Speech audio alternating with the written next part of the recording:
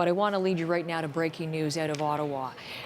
So just get ready for this. This is big political news involving Prime Minister Stephen Harper's cabinet. James Fitzmaurice jumping into the chair for us in our Ottawa bureau. James, I'll let you have the headline. What's the breaking news? Well, CBC News has learned that this afternoon, Justice Minister Peter MacKay will announce he is leaving politics, will not be running in the next election, and that this is going to be the end of his certainly political career for now, at least.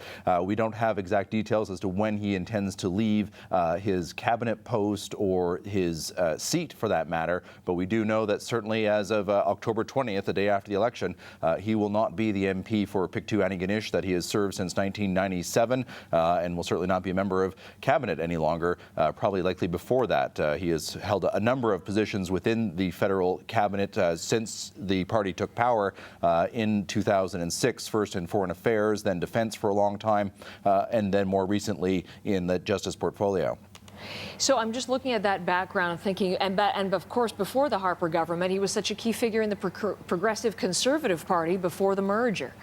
Absolutely. This is someone who was first elected, as I mentioned, in 1997 as a progressive conservative. He took over the leadership after the 2000 election following Joe Clark, and then oversaw the merger of the then Progressive Conservative Party with the Canadian Alliance to become the Conservative Party, and has been a key aid to Stephen Harper ever since, really representing, carrying the flag, continuing, even though he wasn't the leader of that party anymore, continuing to carry the flag for the we're often called red Tories, or the progressive side of the Conservative caucus, and certainly when it comes to Atlantic representation, he often referred to himself as the member for Nova Scotia, and very, very proud of his roots there, very proud of his Conservative roots in that area, and this is a problem, frankly, for the Conservative Party, certainly in that region, because they don't have a lot of seats to begin with, and this is someone who is, we've been hearing grumblings that perhaps he wasn't guaranteed to win this seat again, but certainly now with him stepping aside,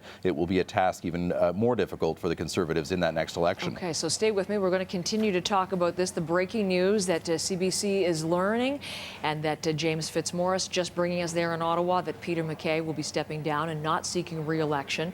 I was watching Question Period yesterday, James. Diana Blonsey announcing longtime Conservative, some 20 years in Calgary. She too not seeking re-election. So some key familiar faces for the Conservative government, not going to be part of the next whatever happens post-federal election. Think of Peter MacKay's personal life in recent years. It certainly took a turn. Married to Nazanin, a human rights activist. They have a child, they have a son, and certainly that part of his life took on greater importance in recent years. And I don't know if that's a factor. Has he said anything at all? Any indication as to what the decision is, if he's wanting to go to private life, or if there's any reason for his decision?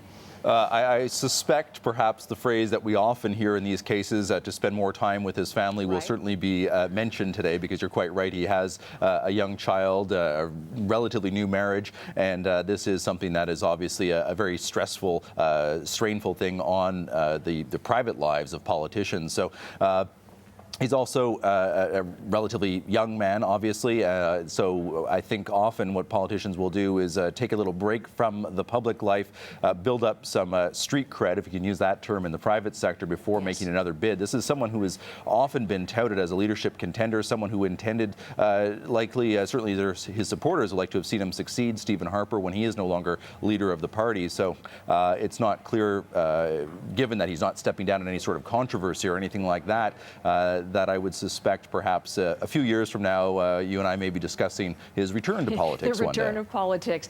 Okay, Peter MacKay, again, if you're just tuning in those last 2 seconds, the Justice Minister currently, but Foreign Affairs Minister previously, and the Defense Minister previously in past portfolios, announcing today that he will be leaving politics, and CBC News with that breaking news out of Ottawa.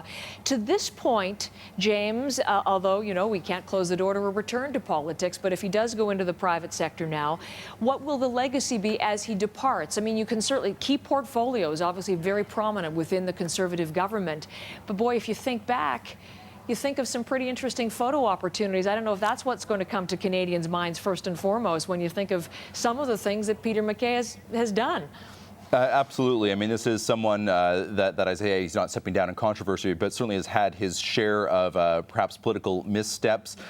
He, of course, had a rather public break with a former caucus colleague, Belinda Stronach, was later suggested, certainly accused of suggesting that he called her a dog in the House of Commons, referred to her as such.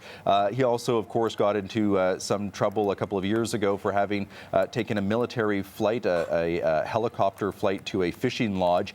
He has always said it was part of an exercise, part of his role as defense minister to observe these kinds of missions. The accusation, though, of course, was that he had used military equipment, the taxpayer-funded military aircraft to get to a remote fishing lodge and back. And so there certainly have been some missteps like this, but it is certainly someone that Stephen Harper relied on, yes. Perhaps not as a personal friend per se, but definitely someone that was a key political ally within this big conservative family that is, of course, not one unified force, but several factions, different types of conservatives. And Peter MacKay was definitely a certain type of conservative, an Atlantic conservative, someone who was very important for the party in that entire area for their re-election bids. So, as I mentioned earlier, this will almost certainly not have been Prime Minister Harper's choice to see this person leave the caucus, leave the team, and he's going to have a tough time filling these shoes, certainly politically and on an organizational level,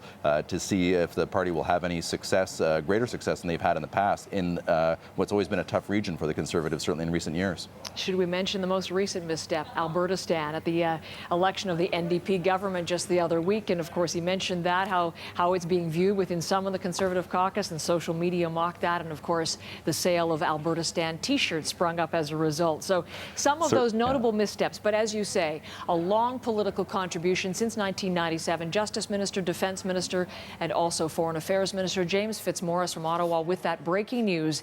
CBC learning Peter MacKay will be leaving politics, not seeking re-election in the next federal election. Stay with us for further detail about that, and also reaction to the loss of a key Atlantic conservative and progressive wing of the party from the Harper government and cabinet.